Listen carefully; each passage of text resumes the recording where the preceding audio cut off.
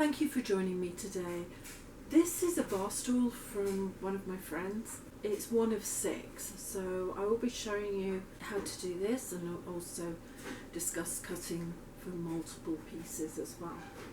There's going to be a few points that I need to show you when I'm doing this, mainly because of the fabric and also because of the general shaping of this chair. We'll discuss that as we go through, so let's get on with it.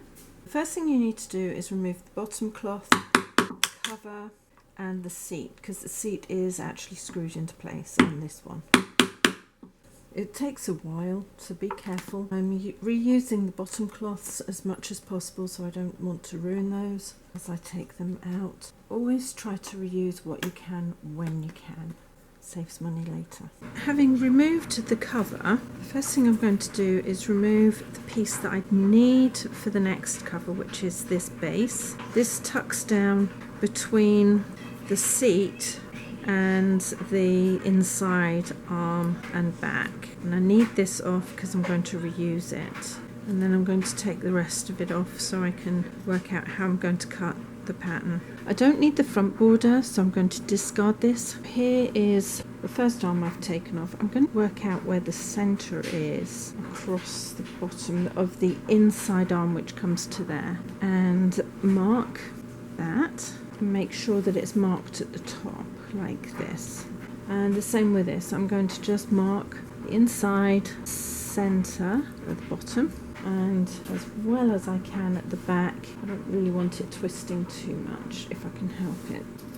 There's the top, and I want the center to be down the center line here and up through the center here, so that's where I need that.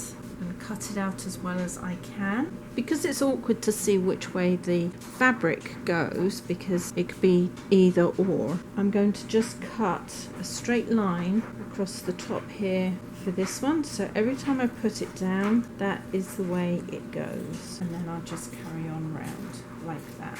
Once you've got it cut out, you need to put any marks in, and there's one here like that, and then re-flatten everything out and put the one here in as well.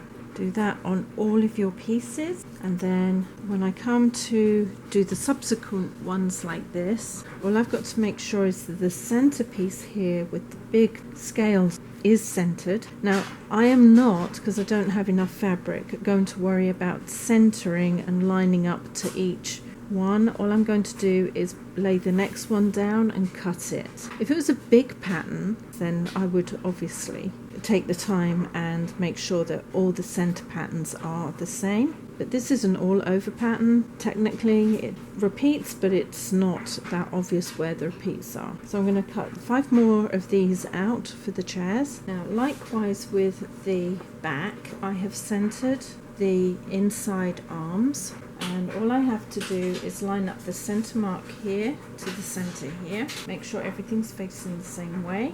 I'm going to cut 5 more of these out.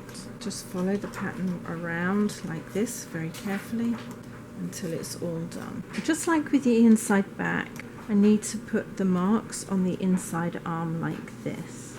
Now what I've done is I've cut to the shape where I'm going to sew and across the bottom, because that's where I'm going to sew that little piece of fabric back onto. I think the top comes to about here, and then I've given it an extra inch to pull into place. Otherwise, if you cut it the right side, if there's a discrepancy, there won't be enough room at the top to pull it into shape. So here's the inside seat, there's the center, and there's the back. So you can see that I've managed to get the centers there. And then the arms, I've also centered the wide pattern on both sides like that. I'm cutting strips of fabric 1 inch wide. I need to attach these when I'm sewing the fabric together. It's faux crocodile skin, and I'm a little bit aware that stitching might pull through, so I'm just adding this to the seams to give a little bit of extra strength. They're on the bias. I want them to have a little bit of give because they has to stretch into place. So that's the bottom. I'm going to line my piece of fabric there from the bottom up. I'm going to line the inside back there like that. And because it's quite stiff fabric, it doesn't really want to go in, just a bit of a bind. There we go. I'm going to line another one of those there. So all 4 pieces have to be lined up as best you can. Now, if this wasn't this plastic covered fabric, I wouldn't worry about the extra pieces on either side. But seeing as it's got like a knitted fabric and it pulls through if I'm not careful, I am going to put this on and it should hold the stitches a little bit better. Pop this under here like that and go forward and back.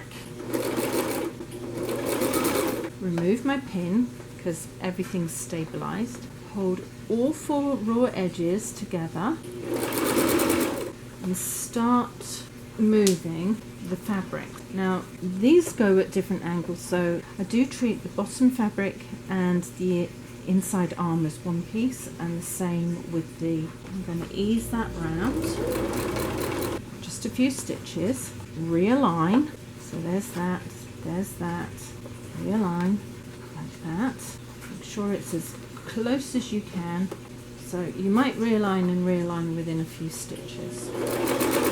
Pull that one back, pull the bottom one forward and stitch. Each time you realign, make sure that your needle is down, holding everything in place. I need to start pulling this back like that and that forward, but I'm really lining the inside of this up of the inside and outside arm. If these strips of fabric move, don't worry. Try to keep everything even and pull that there. Now it's going to wrinkle at the back, and pull that slightly back.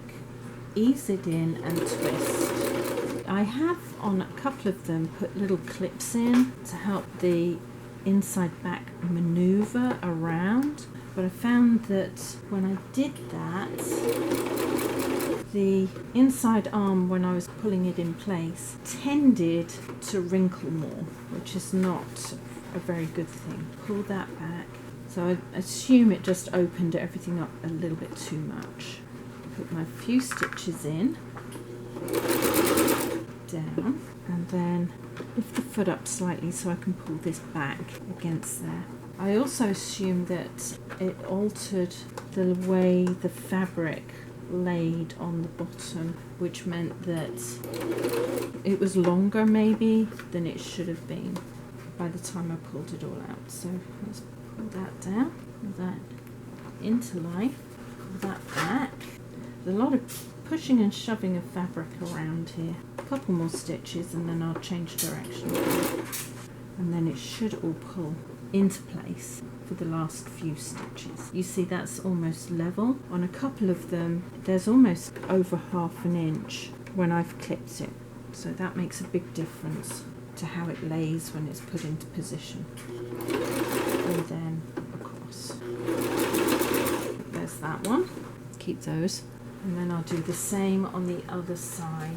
Line everything up from the bottom. Don't go from the top, always go from the bottom. So I've got my inside outside there.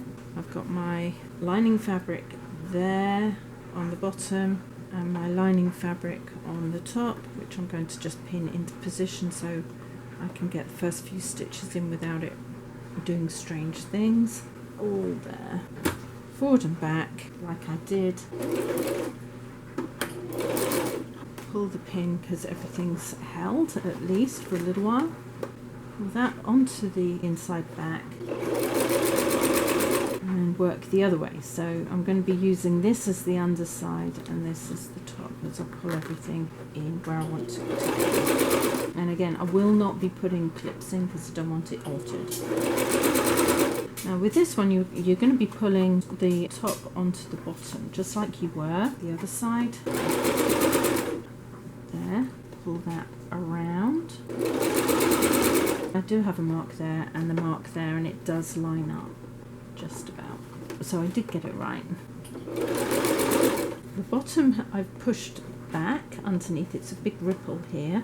I'll carry on sewing. You can see this comes round. I want that in line. So I'm going to put my needle down, pick my foot up, pull this back so it ripples again there, and then that on top. Just put a couple more stitches in and repeat, and that matches there if I pull it out. So I did get it exactly right this time. I've done 6 of these.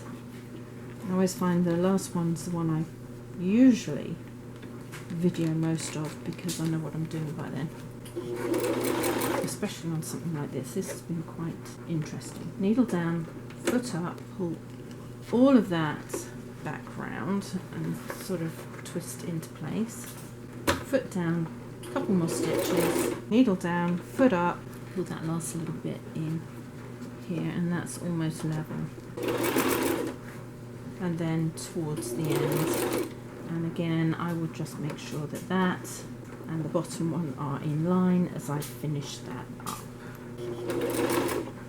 You usually nick into the top one, but don't do it because it will alter the way it fits in. And actually that's a little bit close. That's not good. I'm going to undo that to there and redo it, but I'm going to do it from the other side so I can pull that down and into place. And just work it the other way. Everything's in that I want it to be in, where I want it, so this won't make any difference at all. But that raw edge has to be low down to there, otherwise it would pull through. So basically resew from there around to here and it's done. The next thing I'm doing is I'm going to put this along the top, and again I'm going to just pop some fabric underneath there. Now I don't have to pin this because it's not that crucial. It will go where it needs to go.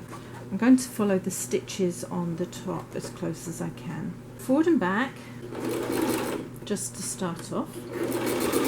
And I'm going to follow the stitches that are already in place. This is the only part I kept from the original, was this, because it goes exactly where I want it.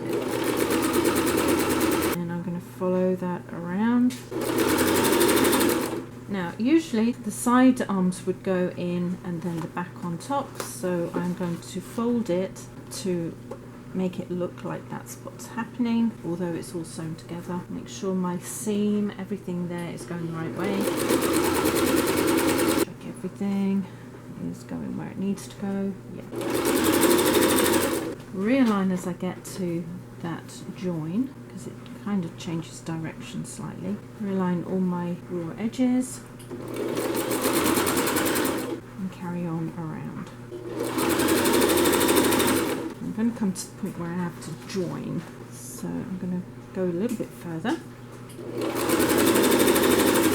Line up my next piece like that. I put it on top so it can't get pushed away. Ooh. And again, when I come to the corner, I'm going to change the direction slightly. I want it to look like the back goes over the side, so I'm going to push my seam back. This is where it's quite handy having a piece of fabric underneath, because that's going to hold everything in position so it won't twist. There we go, like that, and so. As I get closer, I still make sure that everything there is going the way I want it, and adjust it so it goes around that corner. It is slightly shaped. And then put another piece of fabric there over the top like that and sew it into place. I usually use my little strips up on this because nobody's going to see it. I'm going to fold that over. It doesn't have to be, but I'm going to fold it over anyway. And done. Now this is a little bit awkward to pull in because as I pull it in, it falls over.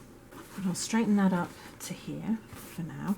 I can see where the seam came here, so I'm going to line the base of that seam there and on round, making sure that everything goes to the back like that and over. Hold it, push that down to the back, that goes down and underneath. And I'll do the same with this side. The seam is here, goes there. I have to make sure it all goes towards the back, which is a bit of a bind because it doesn't really want to do that. And there. This is really quite a pain in the butt. What I need is for this join here to be about 1/2 inch above the wood. So I'm going to pop that as far as I can into there. as far as I can into there, making it as even as possible, and about 1/2 inch leeway on either side, and staple. Do the same on this side, about 1/2 inch up and staple.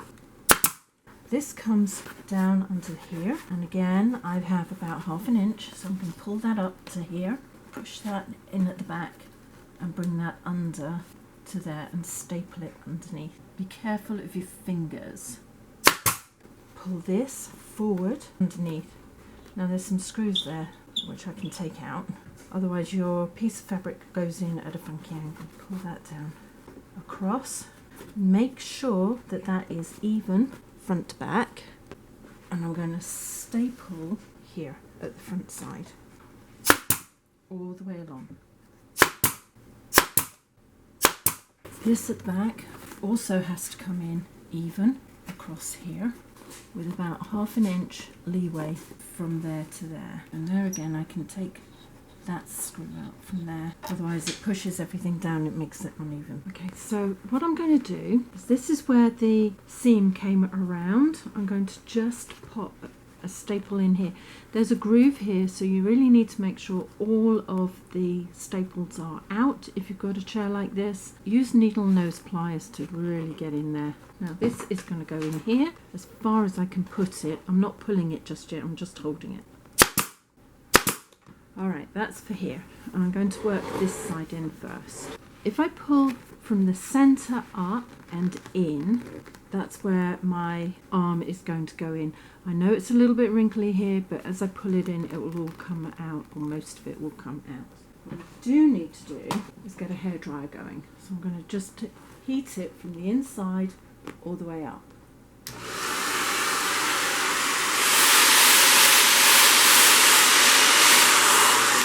Do that so it gives it a little bit of pliability. Hold it, push it in to the groove as far as you can. Now this might alter, I might have to pull it in a minute. I found if I do that before putting the staples in, the staples don't pull through the fabric so much. So 1, 2, just to hold it. I'm going to come across from the centre with the hairdryer so that I can pull this on round and into place. Now I'm going to pull that so far and just cut here. That will get stapled down in a minute to hold it there. This piece of fabric needs to be pulled back so I can staple it here. Now the original had fabric attached here and sewn into place, so it all held. I haven't done it with this one, so I do need to make sure it's twisted slightly so I can get a staple in here. The fabric goes on separately here. So let's get started.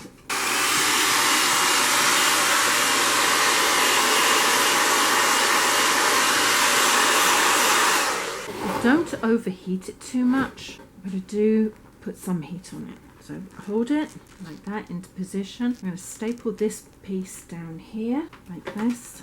I'm not going to cut that. I think I want it there, but I will check.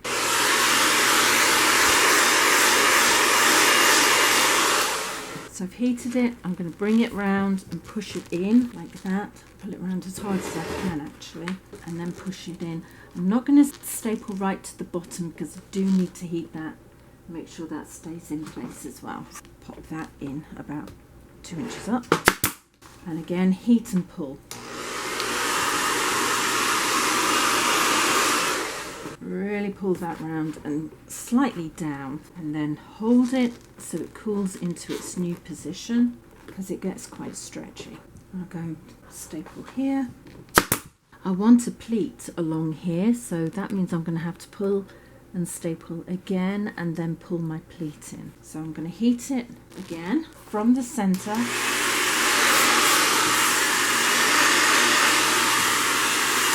Pull it round, down slightly and into position. I'll hold it, get my next staple in just below where I want the pleat to come into. Now all I'm going to do here is just heat it so I can fold it. When it's hot enough, I'm going to fold it up and make sure the front comes to the base on this side. Make sure it's folded up there. It kind of twists it, so you need a little bit of playing. And then I'm going to staple it here so it can't move without the foam. There we go. And as I come around, I'm going to cut back because this is going to be going in, but I don't want all of that fabric here because otherwise that pushes it out and I can't secure it. So I'm going to cut up. I'm going to heat that. Fold that up and into place. Push it in like that. Just hold. Not right at the bottom. See, that didn't go in. This is happening all the time. The staples are either pulling out or not going in properly. This has been quite a challenge, these chairs. Mainly because of the fabric. Push it right in and secure. I'm going to use this line here to make one pleat, and then there's another one that will come in right at the top. I've given it a little bit of depth because the fabric is so thick coming in on this side, it becomes a bit of a problem. So again, I'm going to heat from the center. Fold my fabric down as close to that line that I wanted at. Down, I'm going to put some more heat on it so it really comes down and into place.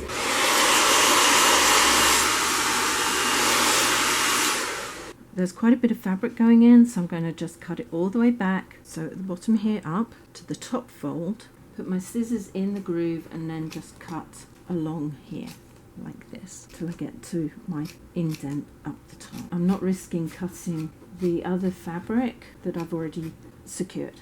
Sometimes I've heated it again. All I've got to do is make sure that that's pushed way back into there. So I'm going to push that back again with my tack remover and into place. I'm just going to push that in and secure. Here's my next fold that I'm going to bring down using this line. I found it's easier that way. I'm going to heat from the center, pull it back, and make sure that also goes into place here.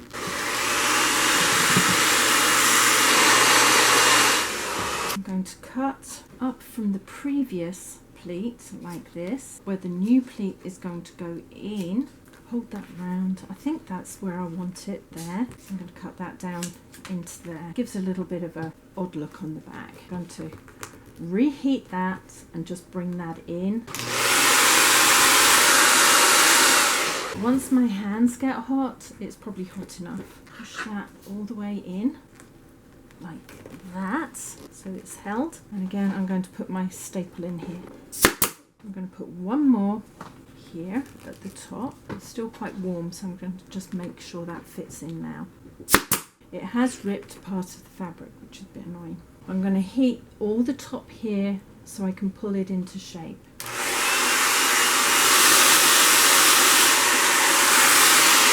Pull this down, push it in with my fingers, and then with that. From the front here, I'm bringing the top across towards the center because I want to get rid of some of that extra fabric, and I'm just pushing it in and pulling it back slightly in as well. And then here I'm going to be folding it back and underneath. Now there's a little bit of a ripple there. Once I've heated that up again and pulled it in, that'll go in really nicely. Pulling that back into place so it squares off a little bit there. There. I'm going to cut into here so there's not too much fabric there. Cut up into that square and cut across. I'll come down and hold it, cut that out. So I'll get that in to here. Push it in if you need to, and pop that in. And then I'm going to cut this all the way back across the top because I don't need it. Not too close, but close enough. And I've only put a few staples in because the cover is going to hold this in place, because this fabric just breaks if you're not careful. Just trim it up so it looks nice. Now before I start into this area, I'm going to heat from the center up. If I can get this pulled into shape slightly, it's easier to work out where these corners and the side goes, because everything alters as the fabric is heated and pulled into position. As I go up and over, I'll be doing exactly the same. I'll hold it into position, let it cool, and then staple it in the groove just like I did here. Everything's very similar.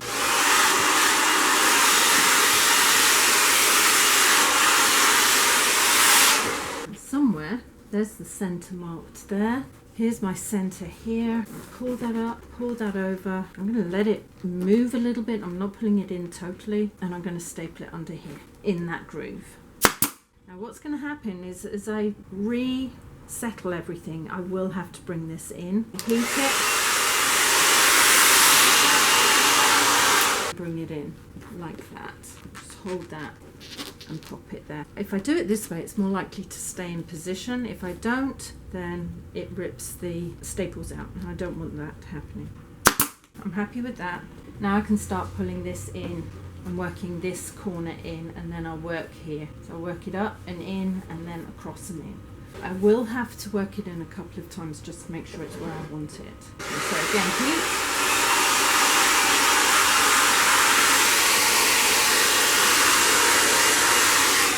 Pull it in, pull it up, pull it round. It's quite a combination actually. I think I'll take this one out because it looks like this is lifting a little bit more than I wanted it to, but that's good because that means this will come in better. Something you need to do is every time you heat this up and move it around this corner here, and that came out again, you also need to pick it up and bring it over the top, otherwise you're not going to get a nice finish on the top. That is also very critical. So you're pulling in many different angles. You're pulling up and round here and up and over here. So you just got to keep easing it and pulling it, easing it and pulling it when it's hot, and then let it cool down and it goes into its new position. We'll have to take that out. That one didn't want to stay in. It's because there's quite a bit of fabric there. So I'm going to work on this. It is worth doing, and I think I've got most of that up and into place here. It's a little bit wrinkly, but that should come out as I come round here and as I come up over here. And as you can see, I'm not sure if you can see, but a lot of this wrinkling has come out, so that will come up and into place as well. That's all you're doing, is pulling and pushing and twisting and heating and pulling and pushing, twisting and heating until it goes in. I think I'll put those in just to hold it, and that'll give me a little bit more of an idea of where I'm going here. So if you have to go back somewhere, do it. If you can carry on going, then do it. Remember, don't let the fabric get too hot. As soon as your fingers start feeling hot, I've kind of decided to come back down here and pull this in, because this seems to be coming in quite well. And here, pull that in. Whenever you're trying to heat up here to come round here, always make sure you're pulling up and over the top. That ensures you're going to get a good finish at the top here as well without wrinkles. There we go. I think I've got it this time. Hold it, let it cool down. I'll start coming into here and make my way up here and across the top.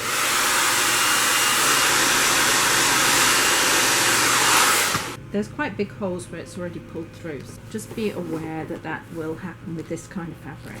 Pull that in there. Push it, let it cool, and then secure it. I might have to come back in there and alter that, but I'm going to come up the inside back here and start pulling this into position as well.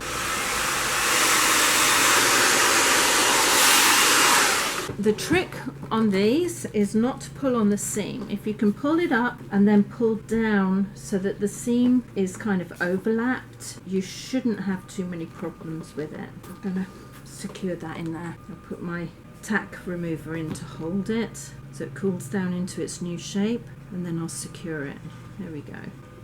Now I'm going to do the same. I'm going to start moving from the inside and pulling it round and to the top, and that will come in just like the front did. Just like on the front here, I've put my first pleat in. I need to bring this fabric in to the groove where I want it. I'll staple it just under here so it's not going to move like this. I'm going to cut up and into where my pleat will go so I don't have quite so much fabric going in there. Cut down, in behind, and then on down. I might have to heat that back up just to get it in, I'm not sure. See what I think. That comes down here into there, and then I can get another pleat at the top, then work in how I'm going to get the back in here.